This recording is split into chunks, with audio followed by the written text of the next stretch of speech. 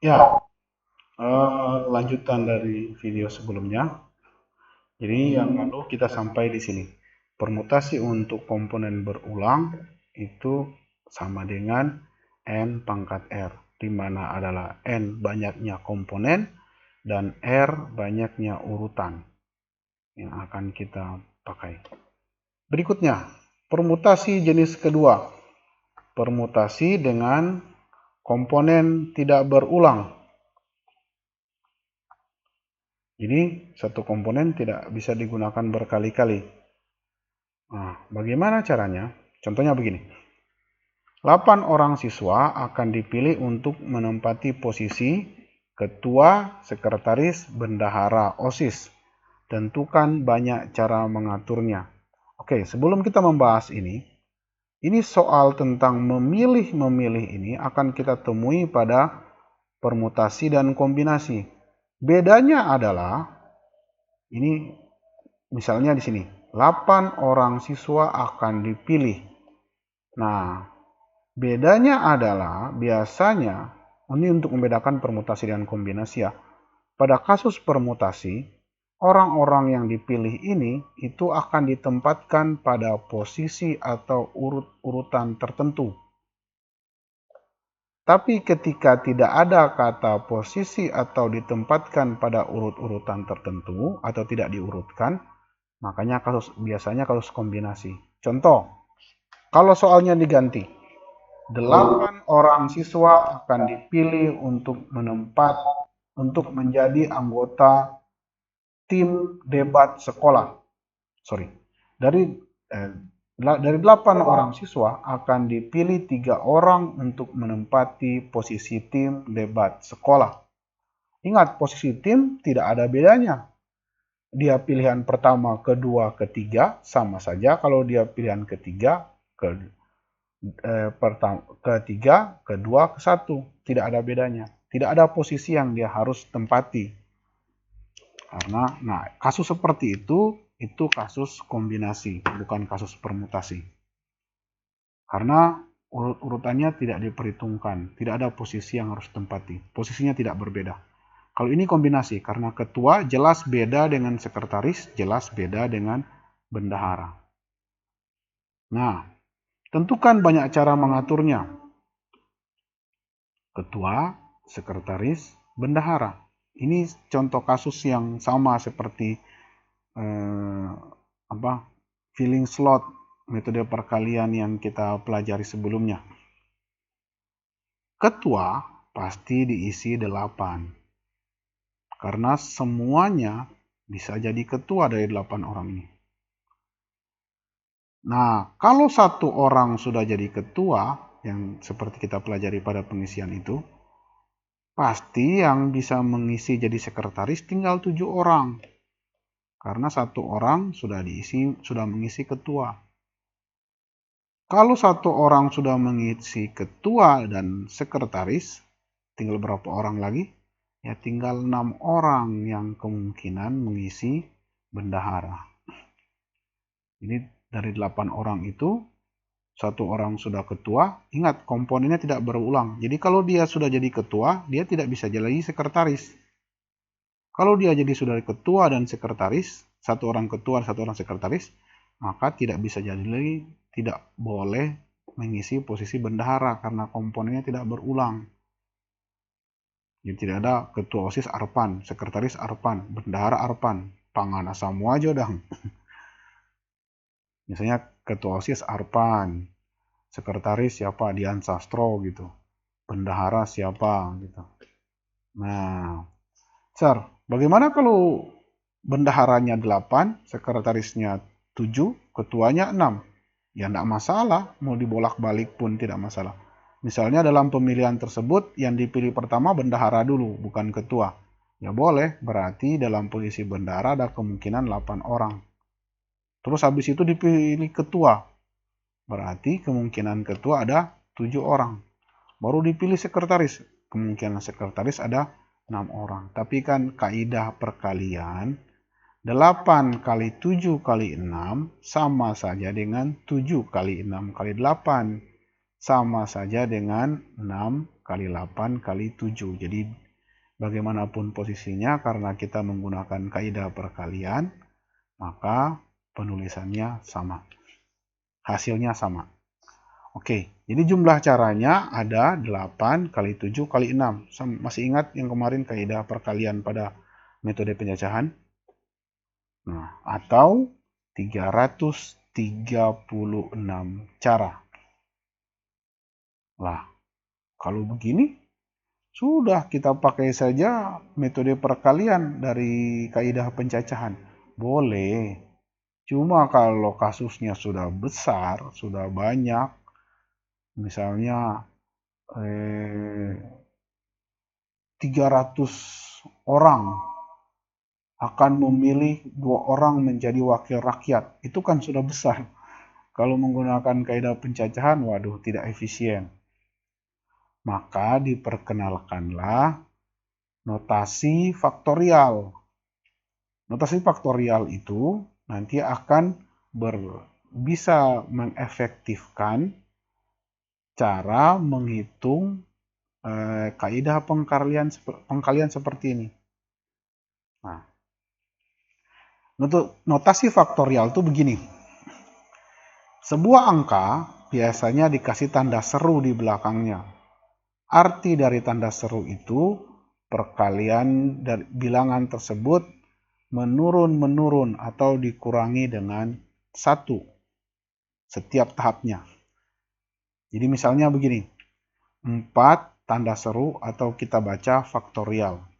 4 faktorial berarti perkalian berderet secara menurun terus sampai dengan 1. Berarti 4, habis 4, 4 kurang 1, 3, 3 dikurang 1, 2, 2 dikurang 1, 1. Jadi 4 faktorial sama saja nilainya dengan 4 kali 3 kali 2 kali 1. 4 kali 3, 12, 12 kali 2, 24. Nah, 5 faktorial berarti 5 kali 4 kali 3 kali 2 kali 1. Atau 120. 0 faktorial sama dengan 1 dan 1 faktorial sama dengan 1. Nah, nanti Anda bisa lihat polanya ini. 8 kali 7 kali 6. Sir, ini 8 faktorial dong? Oh, tidak. 8 kali 7 kali 6 boleh 8 boleh jadi nanti kita akan bahas. Tapi ini bukan 8 faktorial karena harusnya 8 kali 7 kali 6 kali 5 kali 4 kali 3 kali 2 kali 1 itu baru 8 faktorial. Kalau ini sih 8 kurang apa nih? Ya, 8 bukan 8 faktorial. 8 faktorial dibahagi dengan 5 faktorial. Ya, 8, 7, 6, 5 dibahagi dengan 5 faktorial kan 5, 4, berarti 5 saling habis, 8 faktorial bagi 5 faktorial. Oke, nah cara mengerjakan metode perkalian ini akan lebih sederhana jika kita menggunakan notasi faktorial. Jadi tanda seru di belakang bilangan itu dibacanya faktorial, artinya perkalian berurut. Rumus permutasi dengan komponen tidak berulang akan kita buktikan dengan notasi faktorial ini. Nah, ini yang tadi. Kalau misalkan 8 orang tadi, ada 8 orang, terus akan kita urutkan untuk 8 posisi yang berbeda. Jadi bukan 3. Tadi kan ketua, sekretaris, bendahara. Itu cuma 3. Maka kalau kita urutkan, misalnya jadi ketua, sekretaris, bendahara, anggota 1, koordinator 1, koordinator 2, koordinator 3, koordinator 4, koordinator 5. Berarti ada 8 posisi. 8 orang tersebut akan kita tempatkan pada 8 posisi. Maka banyaknya ini kan begini. Posisi pertama 8, yang kedua 7, 6, tadi kan 3 sampai di 6 sini toh. Ini terus, karena 8 berarti 5, 4, 3, 2, 1. Atau kita bisa katakan bahwa untuk 8 orang tersebut, pada 8 posisi yang berbeda, kita bisa menuliskannya menjadi 8 faktorial. Perkalian berurut dari 8. Nah, tapi karena yang tersedia hanya 3 posisi, yaitu ketua, sekretaris, dan bendahara, maka cara mengaturnya, tadi kita sudah punya jawabannya 336. Jawaban kita tadi 336. Nah, cara mengaturnya adalah kita akan coba mengerjakannya dalam bentuk faktorial. 8, 7, 6. 8 kali 7 kali 6. Karena cuma 3 yang diperebutkan. Kalau dirubah dalam bentuk notasi faktorial, kita bisa menggunakan trik ini. 8 kali 7 kali 6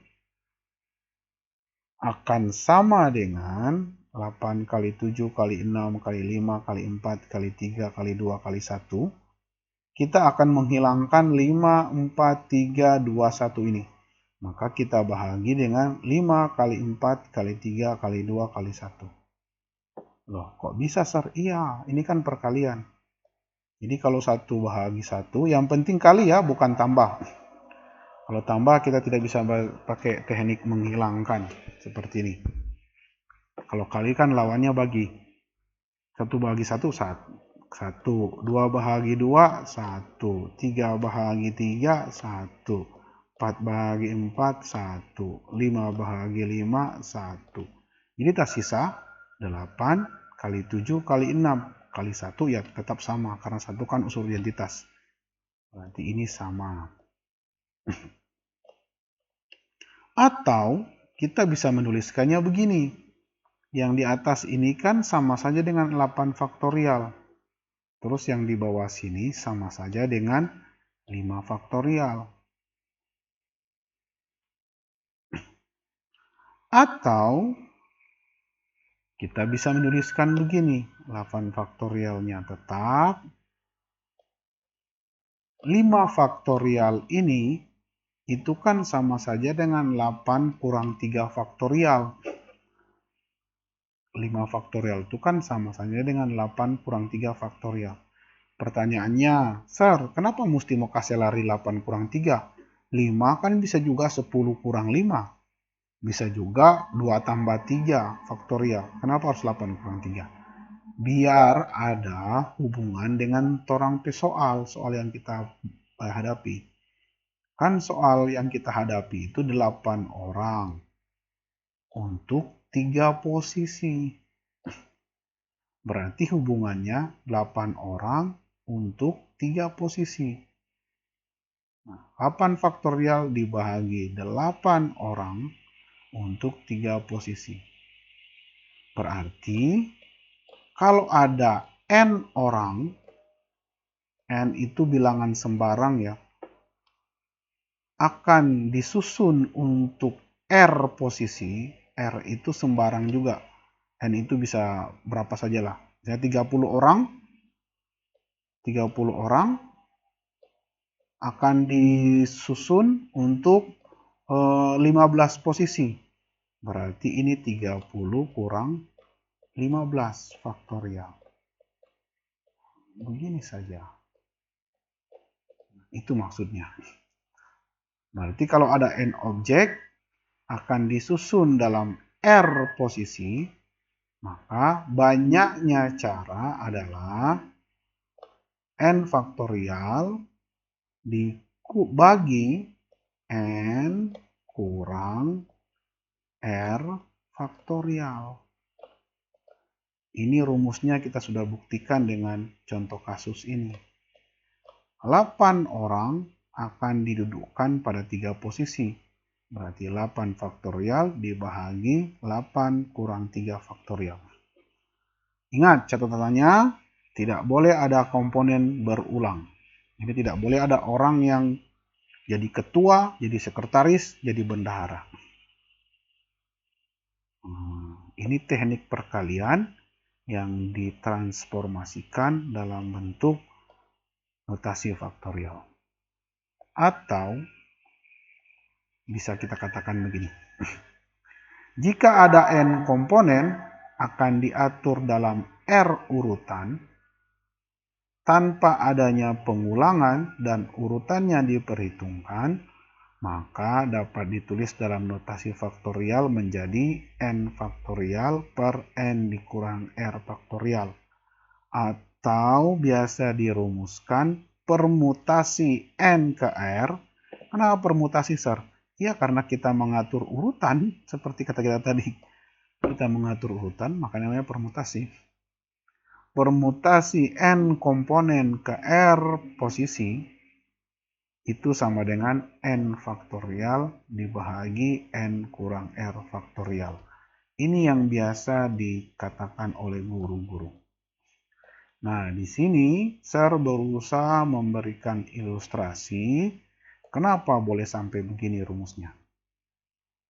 Biar nanti tidak usah menghafal terlalu banyak gitu. Kalau sudah paham, langsung bisa menggunakan rumus ini.